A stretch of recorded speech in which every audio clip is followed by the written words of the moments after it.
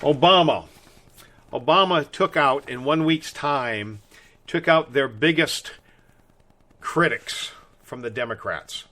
The Obama administration has recently attacked Hillary Clinton.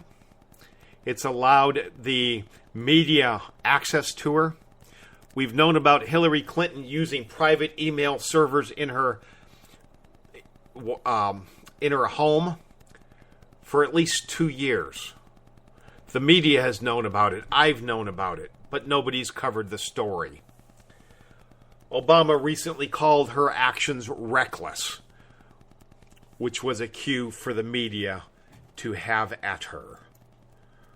This will probably tank her White House goals because what she has been doing is criminal. And there will probably be charges filed by the Obama administration even. Why would this happen? Why would it happen now? Well, it happens now because Hillary is trying to separate herself from the Obama administration. She's starting to talk about Prime Minister Benjamin Netanyahu and the deal that Obama is trying to work out with Iran in secret. Letting our enemy, our mortal enemy, who has stated that they want to wipe America off the map, Obama is working out a secret deal with them to allow them to have the nuclear bomb. These are the same people that say they want to wipe out Israel. They want to kill all the Jews. And Obama's making secret deals with them.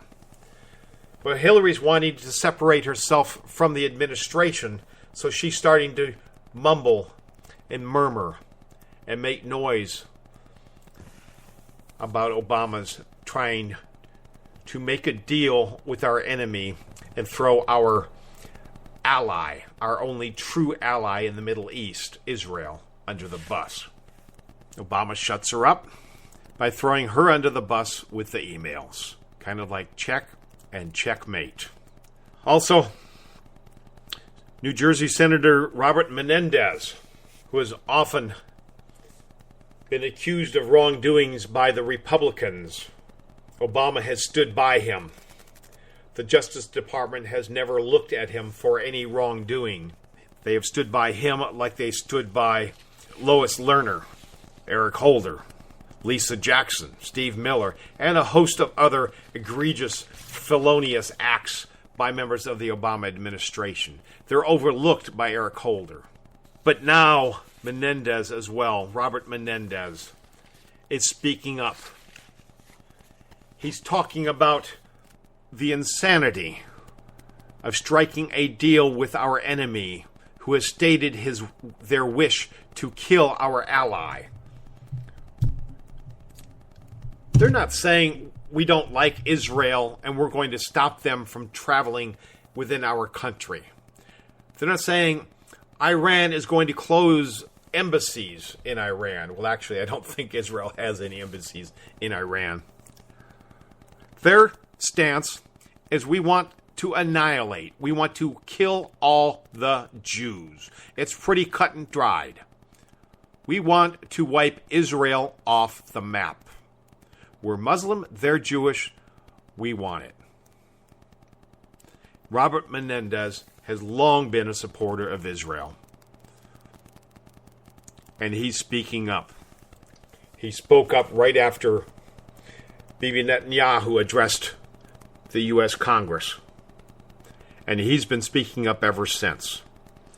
He said, when it comes to defending the U.S.-Israel relationship, I'm not intimidated by anyone, not Israel's political enemies, and not my political friends when I believe they are wrong. He declared to an energized crowd at the AIPAC policy conference on Monday evening. This is last week. And it was a call to action for his fellow members of Congress. He's vowed never to back down from a brawl and defend the United States and Israel's sacrosanct and untouchable relationship. So now, Eric Holder's Justice Department, following orders of Obama, surely, has filed charges against Robert Menendez. And he will be probably prosecuted and taken out of office, and possibly even thrown in jail. Now, whether he is guilty of these conspiracy and these criminal charges of taking graft for legislation, I don't know. But he is definitely being attacked by the Obama administration. And folks, this isn't the first time in history that this crap has gone on. Okay? It's not the first time in history at all. If you recall, in Germany, socialism was brought in, and basically the government ran everything, even though the businesses were privately owned. They were controlled through regulation. And if you broke a regulation, there could be severe consequences. Now, not everybody. There are party supporters. If you supported Hitler, you were treated very well. You could break all kinds of regulation and not even have to worry. But if you were a dissident, if you spoke out against the Fuhrer, you would be fined. You could be locked up. You could be sent away and never heard from again. It's the same type of thing we're seeing now. There are so many laws on the books, it's almost impossible for an American to get through a day without breaking, they say, multiple felonies, but certainly misdemeanors on a daily basis. But if you're a supporter of Obama, like if you were a supporter of Hitler, you'll never have to worry about paying the price for your misdeeds. If, however, you speak out, then you can expect light to be shown on the regulations that you have violated, whether they're FCC, FAA, EPA, USDA, what have you. This administration has written more regulations, exponentially more regulations, than any other government, any other administration in U.S. history. And it's all for the same purpose, to make money and to control the people. To control the people. If I was still on the radio, the FCC, they could come after me for being anti-administration. They could find some of the rules, some of the laws that I may have broken in a day-to-day period and prosecute me. No matter how many people may have been jaywalking that day, it would be those of us that speak out, the dissidents, that pay the price. And I will not be silenced. If I have to give up the AM airwaves for it, I will not be silenced. The airwaves on the internet are as yet untouched. But with this so-called net neutrality that was just passed, Obama's FCC will start their regulations of it. Initially, it will be largely controlling finance, what Facebook, what Netflix can charge, what they can be charged, and what they can turn around and charge us for the bandwidth that they use. What cable companies can charge us has been regulated for years, but the internet has always been free of regulation. It's still illegal to regulate. But Obama doesn't worry about laws. He just takes over what he wants to take over and issues legislation which doesn't need congressional approval. He doesn't call them laws. He's controlling America through legislation because he can't get laws passed. Because he's not a dictator. In order to get laws passed, you have to have Congress and the Senate both houses pass this legislation, and then the president signs it. Since he can't get this done, he's been taking over with one government regulatory body after another. Did you know ranches here in Texas, actually ranches anywhere, are regulated on how they collect and use rainwater? On your own property, you have 1,000 acres. It could take half a day to drive across your property, and the government still has the right to come in and tell you that you can't set tarps up over barrels and pipe your rainwater to water your garden or water your horses or your cattle. Everything has to be approved and be inspected by the government. And every time they do this, they're granting themselves the right to hire more government employees. More government employees mean more taxes. It means we have to pay more to support the people that are taking more money out of our pocket. So it's costing us twice.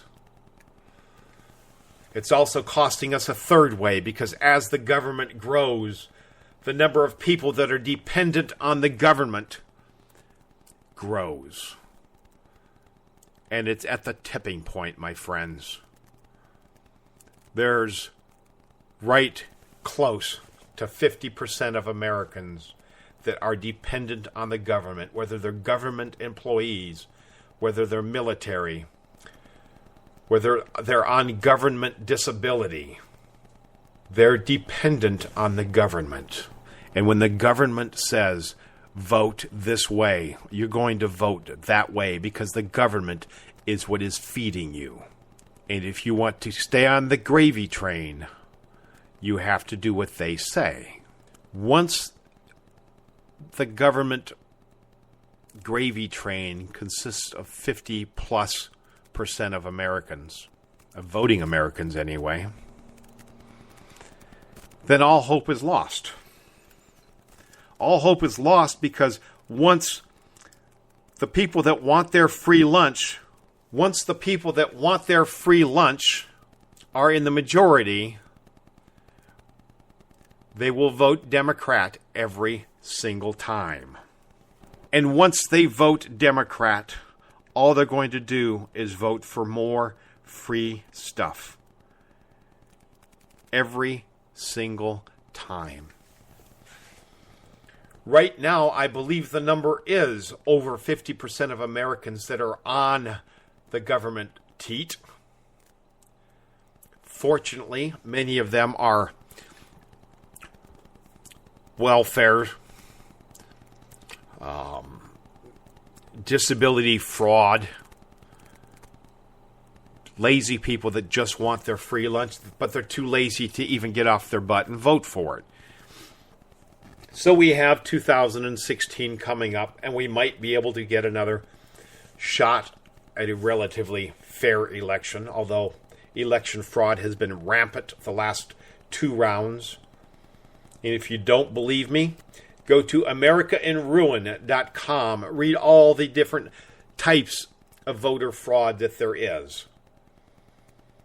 Read all the different types, all the machines, all the ballot box stuffing, all the people that are riding around on buses, going from precinct to precinct, from state to state, voting over and over and over. Because the liberals, the Democrats, have voting periods now that go for months.